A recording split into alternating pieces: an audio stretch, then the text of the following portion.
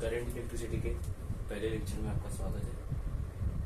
आज हम जो पढ़ने वाले हैं ये हमारे डे टू डे लाइफ में हमने बहुत देखा है कि हमारे घर में इलेक्ट्रिसिटी आ रही है, कैसे आ रही है, कैसे उसके अंदर फ्लो हो रहा है, इन सब के पीछे की साइंस है जो हम लोग यहाँ पढ़ने वाले हैं। देखिए, मेरा मेन एम है कि मैं JEE के तरीके से पढ़ाऊँ, तो ये JEE के लेक्चर्स ही चलेंगे। ओके, देखिए करंट इलेक्ट्रिसिटी में जो पढ़ेंगे स्टार्टिंग में वो होगा कि यहाँ पे कुछ एलिमेंट्स होते हैं, जैसे कि एक्टिव और पैसिव एलिमेंट्स। अच्छा, ये एक्टिव और पैसिव एलिमेंट्स होते कहाँ पे? सर्किट में। ठीक है, ये सर्किट के अंदर होते हैं। एक्टिव एलिमेंट कौन होते हैं? एक्टिव एलिमेंट वो होते हैं जो चार्ज को फ्लो कराते हैं, जैसे कि बैटरी या फिर सेल। और पैसिव एलिमेंट कौन होते हैं? पैसिव एलिमेंट वो होते हैं या फिर कंपोनेंट, हम कंपोनेंट ही बोलेंगे उनको, कंपोनेंट। ये वो होते हैं जो या तो उसको रेजिस्ट करते हैं, किसको रेजिस्ट करते हैं? चार्ज को रेजिस्ट करते हैं, या फिर चार्ज को स्टोर करते हैं। ठीक है, स्टोर कर सकते हैं। कौन होता है जो चार्ज को रेजिस्ट करता है? रेजिस्टर। ठीक है, और कौन होता है जो चार्ज को स्टोर करता है? वो होता है कैपेसिटर। एक और है जिसका नाम है इंडक्टर। ये इंडक्टर कौन होता है? इंडक्टर वो होता है जो फ्लो ऑफ चार्ज को, rate of flow of charge को कंट्रोल करता है। कंट्रोल इन द सेंस कि चेंज होने से उसको रोकता है, उसको चेंज नहीं होने देता है। ठीक है, opposite the change, opposite the change. देखिए, जो इलेक्ट्रिक सर्किट होता है, ठीक है, इलेक्ट्रिक सर्किट हम एक तरीके से मान सकते हैं कि एक रास्ता है, किसके लिए? चार्ज के फ्लो होने के लिए, from one point of the circuit to the another point. ठीक है, इस लाइन को याद रखिए कि जो चार्ज को फ्लो होने के लिए एक रास्ता चाहिए, वो रास्ता देता है electric circuit to flow of charge from one point of the circuit to another point. Okay, तो हमने यहाँ पे पढ़ा कुछ एक्टिव और पैसिव कंपोनेंट। एक्टिव कंपोनेंट में कौन कौन आते हैं? बैटरी और सेल। पैसिव कंपोनेंट में जो आते हैं वो होते हैं जो चार्ज के साथ खेलते हैं, जैसे कि रजिस्टर हो गया, कैपेसिटर हो गया, इंडक्टर हो गया। ठीक है, रजिस्टर क्या करता है? रजिस्ट करता है चार्ज के फ्लो को। स्टोर कौन करता है? कैपेसिटर। ठीक है, इनको याद रखिएगा। इसके बाद जो आता है इलेक्ट्रिक करंट। इलेक्ट्रिक करंट उसको दिखाते हैं हम लोग आई से। इलेक्ट्रिक करंट होता क्या है? देखो, अगर आप नोटिस करेंगे कभी कि अगर एक नदी फ्लो हो रही है, ठीक है, इंग्लिश में हम लोग बोलते हैं कि पानी बह रहा है, उसको हम लोग कैसे बोलते हैं?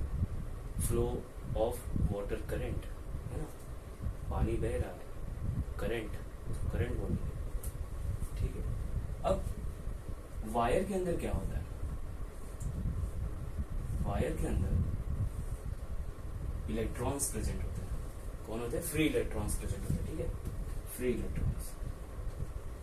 ये फ्री इलेक्ट्रॉन्स का जो बंडल होता है उसको हम लोग कहते हैं चार्ज। क्या है ना कि हम लोग एक एक इलेक्ट्रॉन के ऐसे झुंड को नहीं बोल सकते, हम लोग क्या बोलेंगे? इलेक्ट्रॉन का एक ग्रुप होगा, उस ग्रुप को मैं चार्ज बोलूंगा। अब ये चार्ज ही फ्लो हो रहा है हमारे सर्किट के अंदर, तो चलो हम लोग मानते हैं कि चार्ज फ्लो हो रहा है। चार्ज फ्लो होता है, चलो इस डायरेक्शन में, चलो मान लेते हैं चार्ज फ्लो हो रहा है इस डायरेक्शन में। चार्ज मतलब वही इलेक्ट्रॉन्स के बंडल, तो आप लोग उसको ऐसे ही इमेजिन कर लीजिए, चार्ज ऐसे फ्लो हो रहा है। तो करंट इसके अपोजिट डायरेक्शन में फ्लो होता है। करंट को दिखाते हैं हम लोग आई से। अच्छा, ये हो गया है। अगर मैं बोलूं कि सर्किट के अंदर किसी एक जगह पे, किसी एक टाइम पे, किसी एक जगह पे, मतलब इस जगह पे कितना करंट फ्लो हुआ, तो आप बोलोगे सर आप पूछ रहे हो इंस्टेंट इंस्टेंटेनियस करंट, और इंस्टेंटेनियस करंट को हम लोग दिखाते हैं D Q upon D T. ये डी क्यू क्या है? ये डी क्यू है डिफरेंशियल वैल्यू ऑफ चार्ज और डी टी है डिफरेंशियल वैल्यू ऑफ टाइम। मतलब बहुत छोटा सा चार्ज बहुत छोटे से टाइम में किस तरीके से फ्लो हुआ उसको हम बोलते हैं इंस्टेंटेनियस करंट। लेकिन अगर हम लोग बोले एवरेज करंट क्या होता है? एवरेज करंट होता है क्यू अपॉन टी।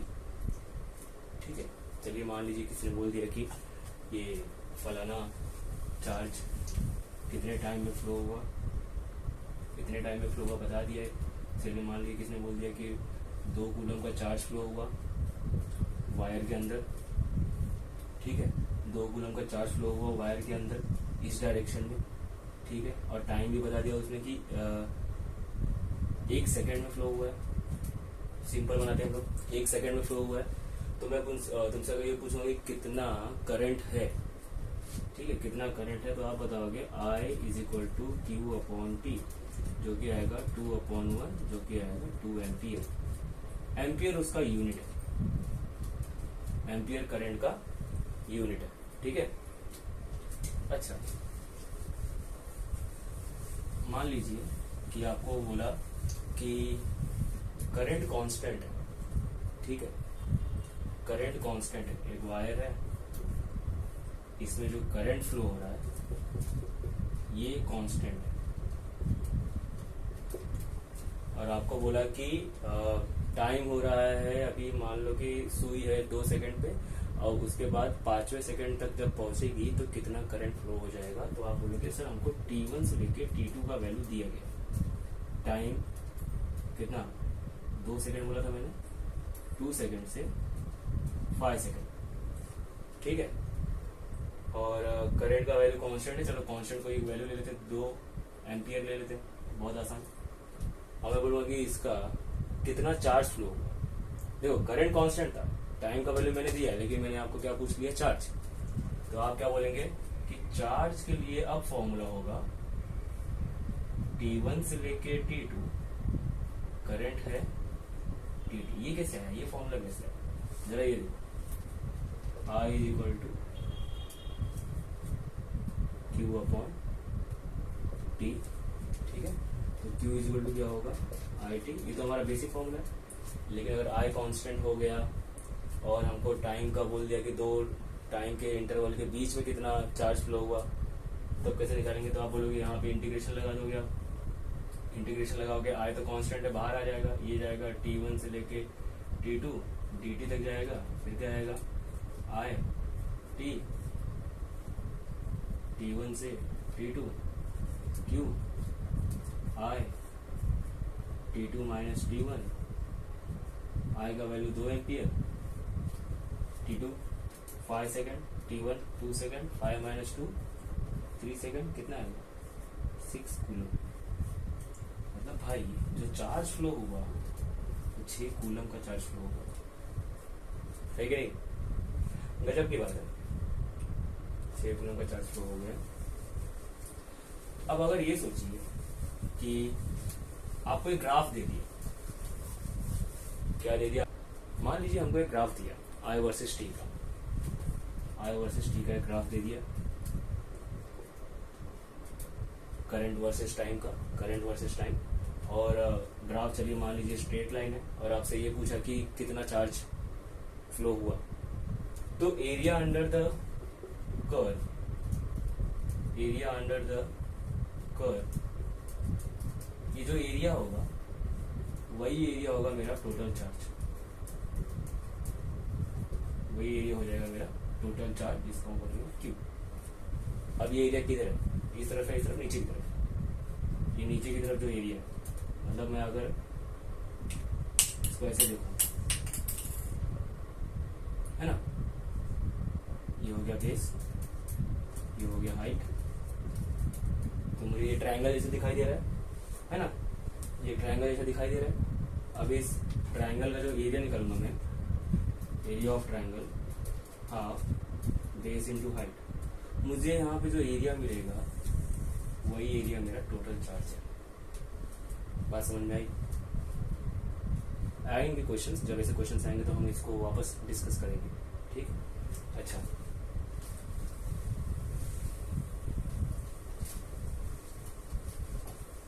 देखो जो पार्ट ना समझ में आए वीडियो को पीछे करके आप उसको वापस सुनिए, आपको समझ में आएगा।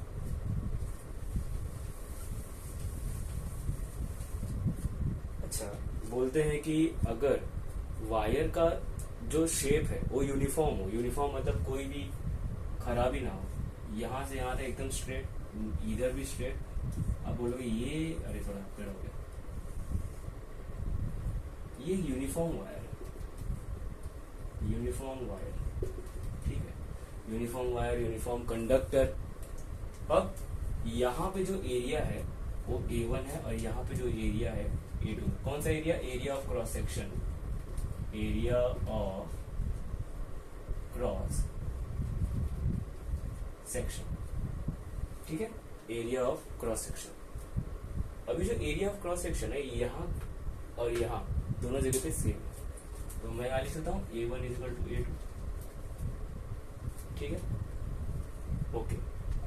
अगर ये देखिए यहां से जितना चार्ज एंटर करेगा Q1, उतना ही चार्ज इस तरफ से निकलेगा, उस तरफ से जो चार्ज निकल रहा है उसको मैं Q2 बोल रहा हूँ, यहाँ से जो चार्ज एंटर कर रहा है उसको मैं Q1 बोल रहा हूँ। और अगर ये यूनिफॉर्म रहा तो Q1 इक्वल टू Q2 होगा।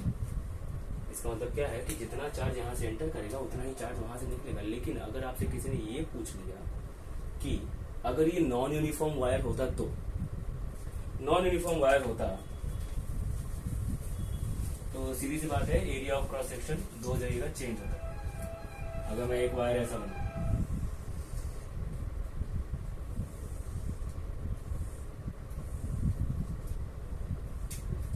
यहाँ पे एरिया ऑफ क्रॉस सेक्शन है A1, यहाँ पे एरिया ऑफ क्रॉस सेक्शन है A2, ठीक है। यहाँ पे जो चार्ज एंटर कर रहा है उसका नाम है Q1, यहाँ पे जो चार्ज निकल रहा है उसका नाम है Q2। अब इसको ना जरा ऐसे सोचिए, इसको ऐसे सोचिए जैसे कि हमारे पास एक पाइप है। हमने देखा है कि गार्डन में जब पाइप को ऐसा पकड़ते हैं और पाइप का जो मुंह है उसको अगर मैंने ऐसा उंगली उसके ऊपर लगाया तो उसका मैं एरिया छोटा करता हूँ। जब एरिया छोटा करता हूँ तो उस जगह पे भले एरिया छोटा हो गया है लेकिन पानी के निकलने की स्पीड बढ़ जाती है ना। बर्नौली प्रिंसिपल हमने ये पढ़ा था। तो पानी की स्पीड जहाँ पे एरिया छोटा होगा वहां ज्यादा होगा, और जहाँ पे एरिया कम होगा, सॉरी जहाँ पे एरिया छोटा होगा वहां ज्यादा होगा, और जहाँ पे एरिया ज्यादा होगा वहां पे कम होगा। तो यहाँ पे जो वेलोसिटी होगा V2 और यहाँ पे जो वेलोसिटी होगा V1, मतलब यहाँ पे जो चार्ज अंदर जाने की वेलोसिटी है वहां से चार्ज निकलने की वेलोसिटी है, दोनों अलग होंगे। अब देखो रिलेशन कैसे बनता है, A1 is less than A2, A1 is less than A2 and V1 is greater than V2, ठीक है। और ये वैल्यू हमेशा अपने आप को इस तरीके से सेट कर लेंगे कि यहाँ से जितना चार्ज निकला वहां से भी उतना ही चार्ज निकलेगा।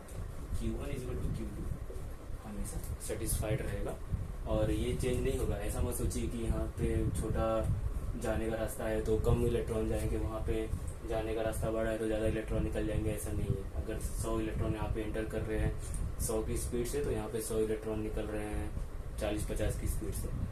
तो number of electrons entering into the wire and number of electrons exiting the wire are same, ये अलग नहीं हो सकता, ठीक है, याद रखना इस चीज को।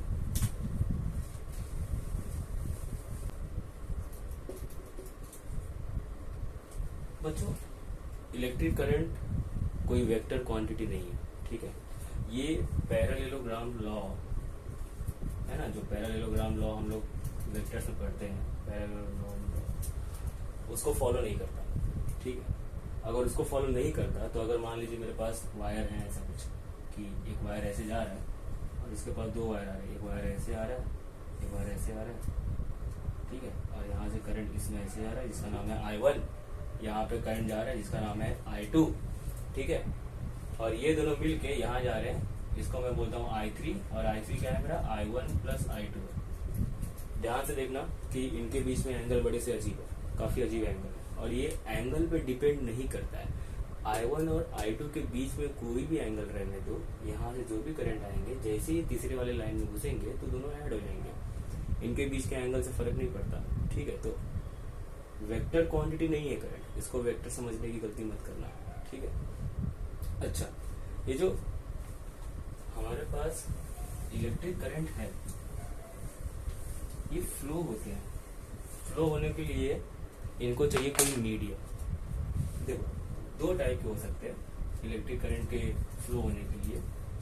एक होता है सॉलिड मीडियम और एक होता है इलेक्ट्रोलाइटिक मीडियम।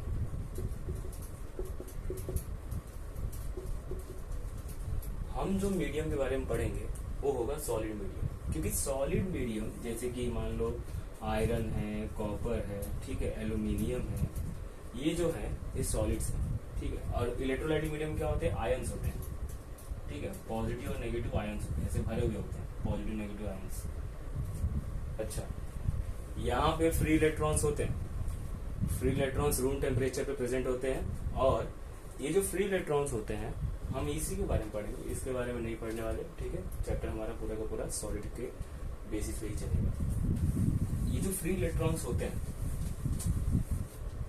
ये अगर मैं वायर को जूम करके इतना मोटा दिखाऊं और ये बताना चाहूँ कि इसके अंदर हो क्या रहा है, तो इसके अंदर ना जो इलेक्ट्रॉन्स है, फ्री इलेक्ट्रॉन्स है, they are in random motion.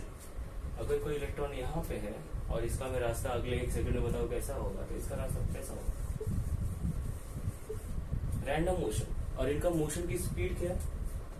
10⁵ metre पर सेकेंड। ऐसे बिलियंस इलेक्ट्रॉन है, बिलियंस, ऐसा नहीं सिर्फ एक ही, बहुत सारे, और सभी के सभी का मोशन इतना तेज है, बहुत ज्यादा तेज है, ठीक है।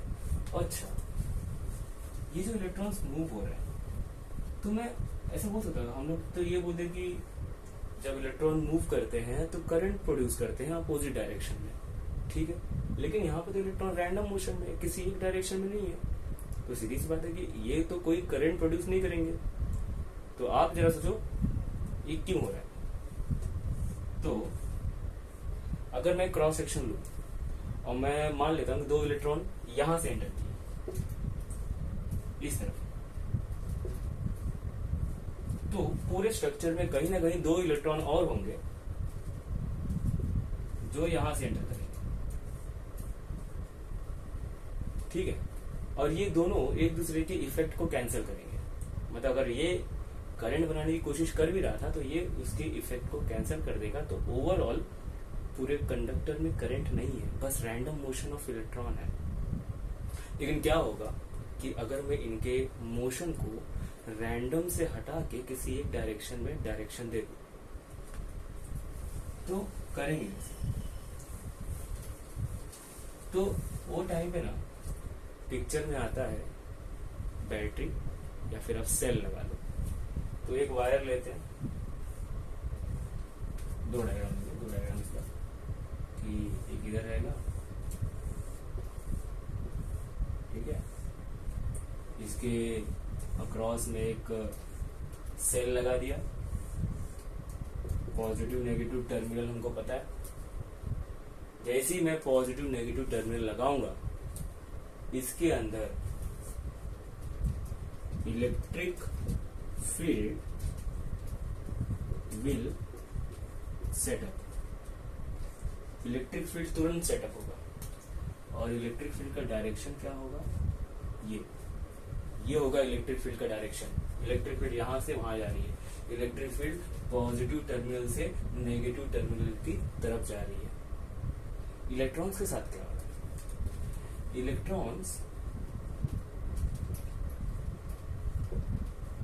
इलेक्ट्रॉन्स फ्लो होने लगेंगे पॉजिटिव टर्मिनल की तरफ। ये सारे के सारे फ्लो होंगे पॉजिटिव टर्मिनल की तरफ, ठीक है। और हमने ये बोला था कि जब इलेक्ट्रॉन फ्लो होंगे एक डायरेक्शन में तो करंट फ्लो होगा उसके अपोजिट डायरेक्शन में। तो करंट इस डायरेक्शन में फ्लो होना चाहिए, ठीक है। अब ये इलेक्ट्रॉन ऐसे कैसे फ्लो होने लगे, है ना? अभी तो रैंडम मोशन में थे, अचानक से क्या हो गया? हुआ ये, जैसे ही यहाँ पे इलेक्ट्रिक फील्ड आया, इलेक्ट्रिक फील्ड ने इन सभी इलेक्ट्रॉन के ऊपर फोर्स लगाया। देखो, इलेक्ट्रिक फील्ड, फोर्स और चार्ज के बीच का रिलेशन E = F/Q होता है। अगर मैं एक इलेक्ट्रॉन की बात करूं, F अपॉन ई होगा, नेगेटिव साइन तुमको देना, तुम दो, F is equal to E into E. ये जो फोर्स है ये सभी के सभी इलेक्ट्रॉन को लगा। जैसे ही इलेक्ट्रॉन को ये फोर्स लगा, उनको लगा धक्का। जैसे ही आपको धक्का लगेगा अचानक से, आप क्या करेंगे, हल्का सा स्लिप खाएंगे, आप थोड़ा सा ड्रिफ्ट करेंगे। तो यहाँ पे इलेक्ट्रॉन क्या होते हैं, ड्रिफ्ट होते हैं, drifting of electron. And due to this drifting of electron they acquire a velocity, they acquire a velocity. अच्छा, जैसे ही इनको ये वेलोसिटी मिलेगी, इस वेलोसिटी का एक नाम भी रख देते, इसी का ही नाम है drift velocity. Okay, drift velocity, इसी वेलोसिटी का नाम है ड्रिफ्ट वेलोसिटी। अच्छा, ये ड्रिफ्ट वेलोसिटी मिलने पे कितना डिस्टेंस कवर करेंगे, जब जैसे ही अचानक से मैं लगाऊंगा तो नियरली ये लोग 5 इंटू 10 की पावर -8 मीटर का डिस्टेंस ऐसे पकड़ लेंगे। अच्छा, ये ड्रिफ्ट वेलोसिटी की वैल्यू कितनी होगी, ये रफली होता है 10 की पावर -4 मीटर पर सेकंड। किसकी वैल्यू होगी, ड्रिफ्ट वेलोसिटी। बात समझ में आया कि नहीं, ये डिस्टेंस था, ये डिस्टेंस था, ठीक है। जितना डिस्टेंस उसको ड्रिफ्ट वेलोसिटी जैसी मिला, तो उसने थोड़ा सा डिस्प्लेस हुआ अपनी जगह से, तो कितना डिस्प्लेस हुआ, 5 इंटू 10 की पावर -8। और जो उसको ड्रिफ्ट वेलोसिटी मिली, वो ड्रिफ्ट वेलोसिटी है 10 की पावर -4 मीटर पर सेकंड। अच्छा, एक चीज जरा नोटिस करना, इसको जो रैंडम मोशन था, जब रैंडम मोशन के टाइम पे 10 की पावर 5 मीटर पर सेकंड था, रैंडम मोशन की वेलोसिटी। और यहाँ पे अब वेलोसिटी कितनी हो गई है, 10 की पावर -4 प्लस 5, और -4 में अंतर कितना होता है, 10 की पावर +9। तो क्या हुआ, बहुत ज्यादा तेजी से भाग रहे थे, अचानक से धक्का लगा, एक डायरेक्शन में भाग, फिर क्या हो गया, एक डायरेक्शन में भागने लगे, हम लोग बोले कि अरे यार एकदम से अचानक से स्पीड उनकी स्लो हो गई, अचानक से स्लो हो गया, और एक डायरेक्शन में अब चलो आराम से इस डायरेक्शन चलो, क्योंकि इलेक्ट्रिक फोर्स उसको मार रहा है, बोला कि भाग इस डायरेक्शन, भाग इस डायरेक्शन, भाग। तो सभी के सभी इस डायरेक्शन में सब भागने लगे। बात समझ आ रही है। अच्छा, एक बात बताओ, अब एक रिवर्स तरीके से जाते हैं कि अगर इलेक्ट्रिक फील्ड ना होता, अगर इलेक्ट्रिक फील्ड ना होता तो शायद ये ना होता, अगर इलेक्ट्रिक फोर्स ना होता तो ड्रिफ्ट नहीं होते, अगर ड्रिफ्ट नहीं होता तो ड्रिफ्ट वेलोसिटी नहीं आता, और अगर ड्रिफ्ट वेलोसिटी नहीं आता तो शायद करंट नहीं आता। समझ में आएगी नहीं, ये सारे के सारे एक साथ चल रहे हैं, ठीक है, इसको नोट डाउन कर लो।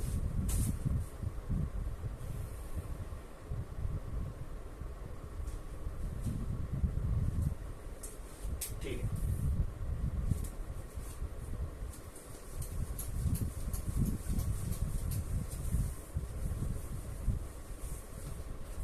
अब जरा ये सोचो कितना होगा ड्रिफ्ट वेलोसिटी का, कोई फॉर्मूला तो होना चाहिए ना, होता क्या है पता है, जरा ये सुनो कि जब इलेक्ट्रॉन फ्लो होते ना, इलेक्ट्रॉन ऐसे चल रहे हैं, यहाँ पे काफी सारे इलेक्ट्रॉन पड़े हुए, और यहाँ पे मान लो इस इलेक्ट्रॉन के पास ड्रिफ्ट वेलोसिटी है, और इसके जस्ट आगे वाले जो इलेक्ट्रॉन, जस्ट आगे वाले जो अभी आके टकराने वाले हैं इससे, उनके पास अभी तक ड्रिफ्ट वेलोसिटी नहीं पहुंची, इसके पास पहुंच चुकी है। अब ये क्या कर रहा है, जैसे ही ये मोशन करेगा इनसे जाके टकराएगा, जब टकराएगा there will be the transfer of kinetic energy during collision,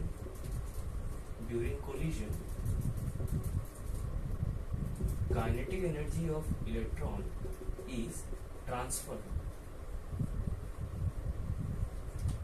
ठीक है, kinetic energy of electron transfer होगा।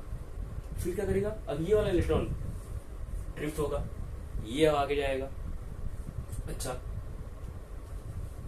ये जैसे ही इससे टकराएगा ये अपनी पूरी की पूरी काइनेटिक एनर्जी लूज करेगा, पूरी की पूरी ड्रिफ्ट वेलोसिटी जीरो हो जाएगी और फिर वापस इसको इलेक्ट्रिक फोर्स धक्का देगा, वापस इसके अंदर ड्रिफ्ट वेलोसिटी आएगी।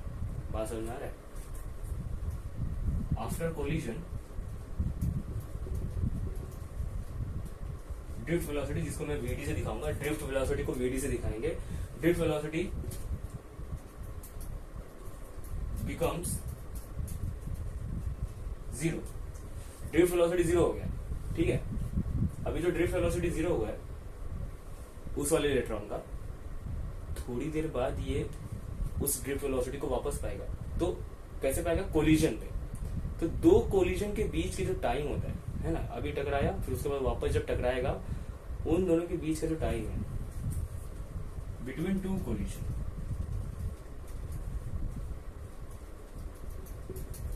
देयर इज टाइम इंटरवल, और इसी टाइम इंटरवल को बोलते हैं रिलैक्सेशन टाइम।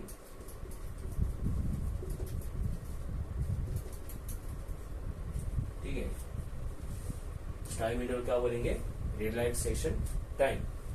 इस रिलैक्सेशन टाइम को हम लोग दिखाएंगे ऐसा, टाउ से। अच्छा, रिलैक्सेशन टाइम भी आ गया। अब जरा ये देखो,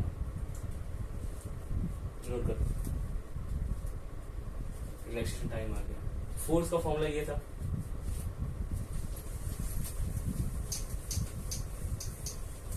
फोर्स का फॉर्मूला तो ये भी होता है,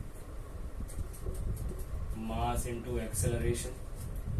तो अभी इन दोनों का अगर लेफ्ट हैंड साइड सेम है तो इन दोनों का राइट हैंड साइड भी तो मैं इक्वेट कर सकता हूँ। तो मैं बोल सकता हूँ mass into acceleration equal to E into E, और जो एक्सेलरेशन होगा E into E upon M, लिख सकता ना? ये उनका एक्सेलरेशन है। और कोई चीज कर सकते हैं? हाँ, एक चीज हमको पता है, मोमेंटम क्या होता है बच्चों? मोमेंटम होता है मास इनटू वेलोसिटी। देखो, मास इनटू वेलोसिटी, यहाँ पे मास ऑफ इलेक्ट्रॉन और velocity of drift velocity. Momentum का और एक फॉर्मूला है, न्यूटन का लॉ है ना, उसके according momentum is equal to force into time. और यहाँ पे हमारा जो टाइम था, रिलैक्सेशन टाइम, जो कि था टाउ, वो टाउ यहाँ पे आएगा, एफ इंटू टाउ। अब डायरेक्टली लिख दो, F into tau is equal to M into V D. Okay, F क्या होता है? E into E, tau, M into V D. तो वी डी क्या होगा? V D is equal to E into E tau upon M. इसको सीधा कर देते,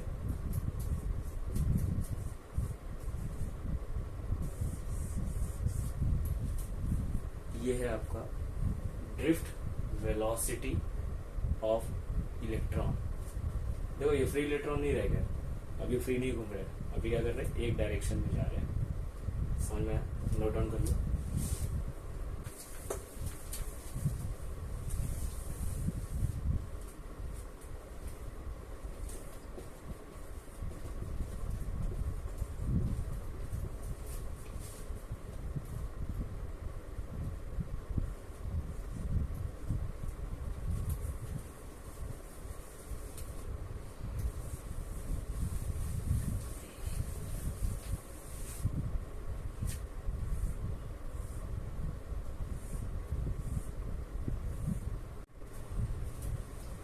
देखिए, करंट फ्लो हो रहा है, रिलेशन बताना है, ठीक है।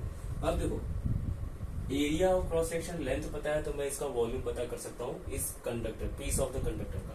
तो वॉल्यूम कितना होगा? वॉल्यूम ऑफ कंडक्टर वो होगा लेंथ इंटू एरिया।